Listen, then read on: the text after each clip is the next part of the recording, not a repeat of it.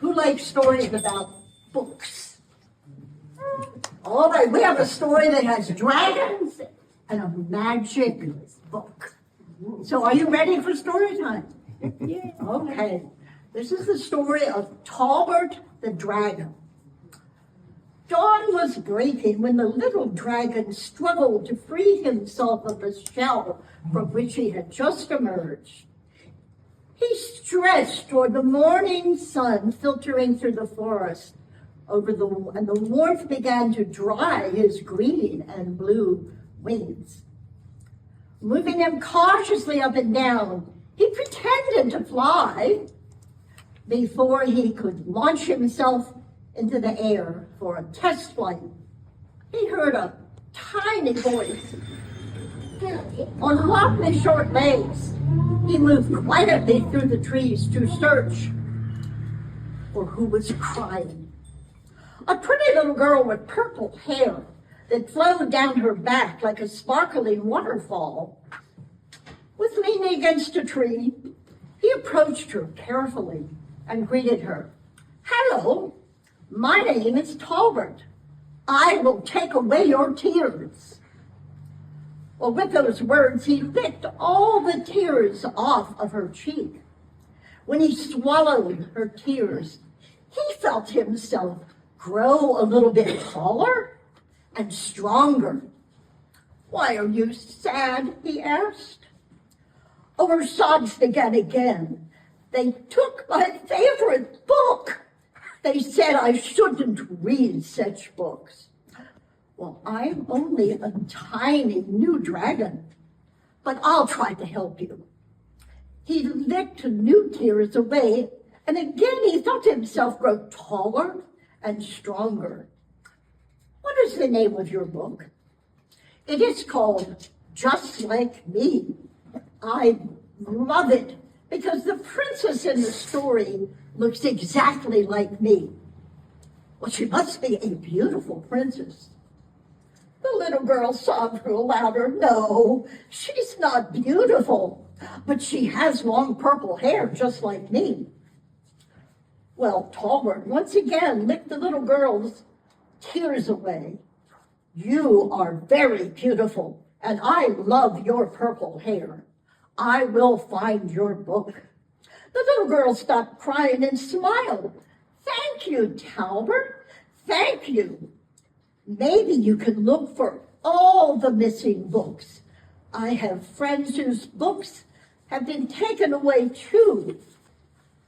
Well, that's a very big job for a tiny little dragon, but I will do my best. Wait for me in the clearing. Feeling very brave, Tallbert spread his wings and sprung into the air. He felt good to fly using his strong green and blue wings. He flew high and landed on the tall rock ledge to look around. In the valley, he saw a procession of men and women, each one carrying a book. As he watched and wondered where they were heading, he noticed an elder with long white hair walking alone far behind the others.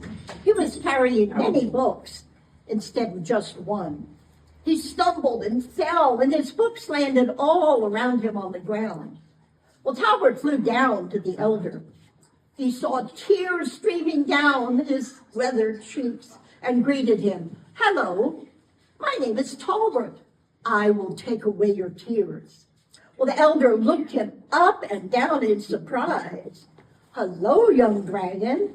Are my eyes deceiving me, or did you just grow bigger before my eyes? Well, yes, kind sir. That happens every time I take away someone's tears. Why are you crying? I am sad because of the children's books. The Council of Lords and Ladies has decided to take away all of their favorite books. They are going to build a huge bonfire tonight, and they will get rid of them forever. I am trying to save them, but I am old and feeble. And now look, I've dropped all the books I've saved on the ground. Well, he started to weep again, so Tallbert took away his new tears once more. He grew. Well, we can help the children together. Will you go for a ride with me and meet the children? The elder pointed at the scattered books. Well, we must hide the books before we go. They gathered the books and tucked them in a large knothole in a nearby tree. Tallbert glanced at the last book before he put it in the tree. Look, this is the very book my new friend is missing. We will take it to her. The elder glanced at the title, Just Like Me. That was my favorite childhood book. He tucked it into the pocket of his tunic. After a short flight over the tall rocks, they came to a clearing. The little girl had gathered all of her friends with missing books, and the clearing was filled with children. Evening was coming, so they built a fire in the clearing to keep warm. Tears on all the children's cheeks. There was so much sadness in the clearing that it made his insides hurt. He went to each child and greeted them with his usual words. I will take away your tears. As Tallbert drank the tears of the children, he grew and grew and grew until the top point of his green and blue wings was touching the highest branch of the tree. Do you have the book? He asked the elder. He carried the book to the pretty little girl. Look, we found your book about the princess with purple hair like you.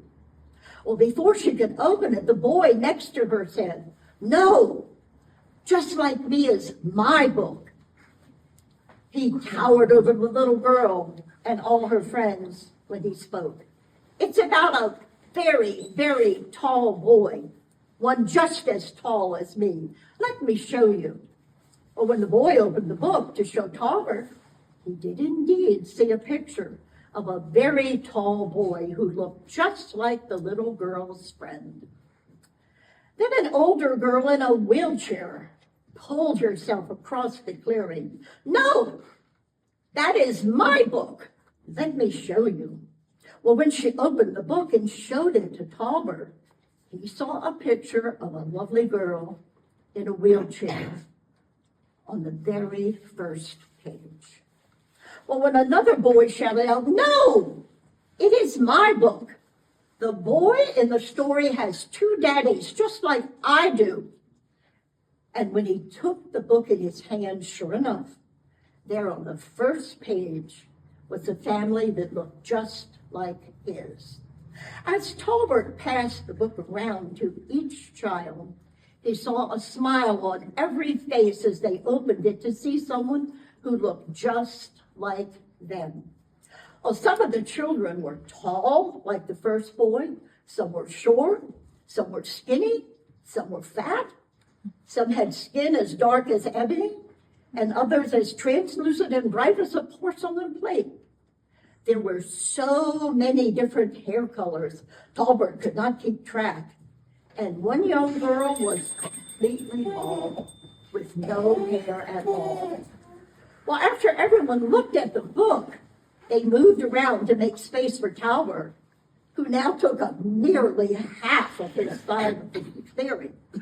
The elder sat by his side and handed the book to Tallbert. I think you should read the book, son. Well, Tallbert opened the book and began to read. Before he got to the end, he was laughing and smiling. What did you read about? The elder asked. I read about a young dragon with large green and blue wings that are different from all the other dragons, just like me. The book is magic, the elder explained. The story changes to be exactly what the reader needs to read about. Well, then Tallbert's smile became a frown. Large, sparkling, crystal tears filled with all the tears he had taken from the children and the elder started to fall from his eyes. "Why are you crying, Tallbert?" the children all shouted at once. "Well, I don't know how to save the other books from the fire that the lords and ladies are building tonight." As he spoke, one of the crystal tears landed on an ember in the fire, and it exploded into a shower of the children's tears, so many that they extinguished the flames. With no fire, the children began to shiver in the evening cold. "Oh my, I am so sorry," Tallbert said. "I did not mean to put out your fire. Build it again, and I will be very careful where my crystal teardrops fall." "That's it," the little girl with the purple hair exclaimed.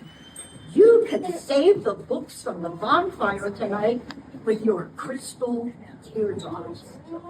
"Well, she's right. We must go," the elder said urgently. "I will ride with you again." Well, the tall boy helped the elder back onto Tallbert's back for the flight to the council fire pit. The fire was roaring when they arrived. "Hang on tight," Tallbert said as he banked and dropped his first crystal teardrop on the fire. It exploded, and the wide splash from the children's tears extinguished almost half of the fire. Well, 2 more crystal teardrops and the fire was out. The lords and ladies were smacking at their arms, and their eyes were drawn up in pain. The children's tears had burned them. Tallbert landed on the rocks overlooking the fire pit. From the back, the elder stood and spoke in a commanding voice. "You must promise to return all the books to the children. If you do not, you will never have a fire for yourself, and the castle will never keep you warm, and you will have burns on your arms every single day." Well, the Tremley lords and ladies agreed to return all the books. From that day forward, when you visit the kingdom, you will see many different children reading every afternoon.